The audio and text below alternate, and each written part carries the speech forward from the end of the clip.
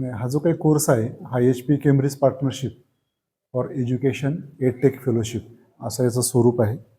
आणि केम्ब्रिज युनिव्हर्सिटीचं जे काही डिपार्टमेंट आहे प्रेस अँड पब्लिकेशनचं, तर देशातल्या वेगवेगळ्या आशिया खंडातले देश असतील किंवा पूर्व आशिया खंडातले देश असतील, तर तिथे एज्युकेशनसाठी काम करणारे जे काही अधिकारी मंडळी आहेत यांच्यासाठी ते ऑनलाईन आणि ऑफलाईन असे प्रशिक्षण ते आयोजित करतात. आणि जवळपास एक एक देशाचा एक एक प्रतिनिधी त्यामध्ये असतो. भारताचे मात्र यावेळेला 4 प्रतिनिधी आहेत.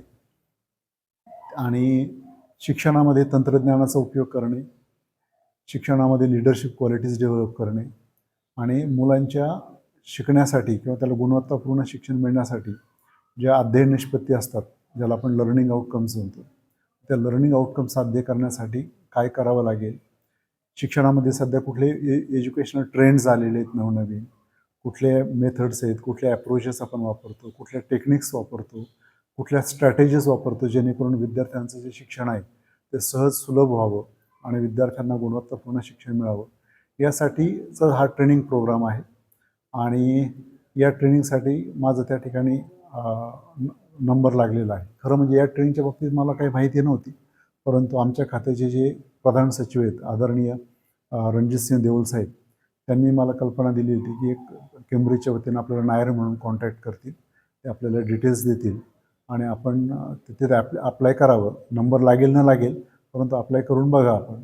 आणि मग मी त्या ठिकाणी अप्लाय केला होता. आता माझ्यासारखे अशा असंख्य लोकांनी त्या ठिकाणी अप्लाय केलेलं असेल. त्यांनी काही सिलेक्टेड लोकांना एक प्रश्नावली पाठवली होती. ते प्रश्नावलीमध्ये आपले सगळं एज्युकेशनल बॅकग्राऊंड, क्वालिफिकेशन, आपण शिक्षणामध्ये आतापर्यंत काय काम केलेलं आहे, भविष्यात काय करण्याची इच्छा आहे, अशी साधारणतः माहिती त्यांनी त्यामध्ये घेतलेली होती.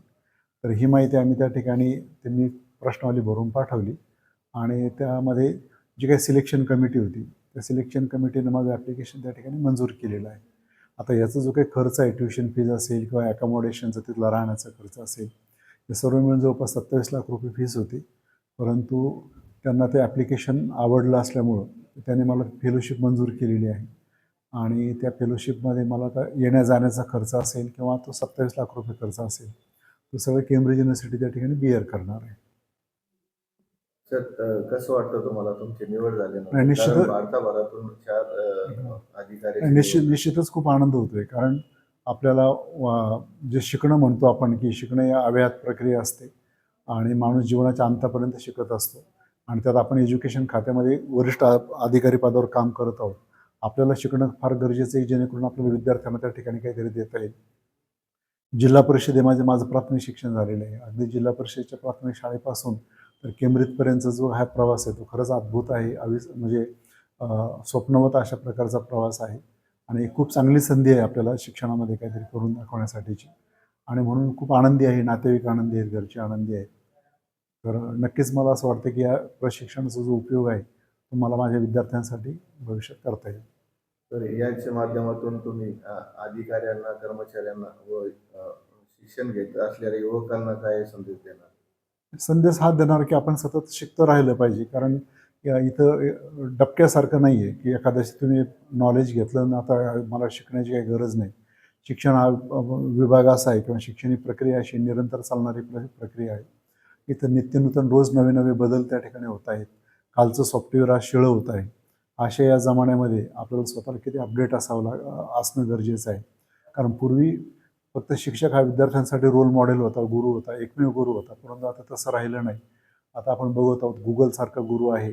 वेगवेगळ्या प्रकारचे सॉफ्टवेअर्स आहेत, एज्युकेशनल ॲप्स आहेत, वेबसाईट्स आहेत. याच्या माध्यमातून तुमचा विद्यार्थी त्या ठिकाणी बरंच काही नॉलेज घेत आहे. आणि अशा विद्यार्थ्यांसमोर आपल्याला जर उभं राहायचं असेल, त्यांना नॉलेज द्यायचं असेल या जमान्यामध्ये, तर शिक्षक, अधिकारीसुद्धा तेवढे अपडेटेड असणं अत्यंत गरजेचे आहे. आणि म्हणून माझं सांगणं राहील की आपण कायम शिकत राहिलं पाहिजे. नवनवीन गोष्टीचा आपण अवलंब केला पाहिजे, तंत्रज्ञानाचा अवलंब केला पाहिजे, जेणेकरून आपल्या विद्यार्थ्यांना आपल्याला चांगल्यातलं चांगलं शिक्षण देता येईल. यासाठी आपण सतत प्रयत्नरत असलं पाहिजे. धन्यवाद.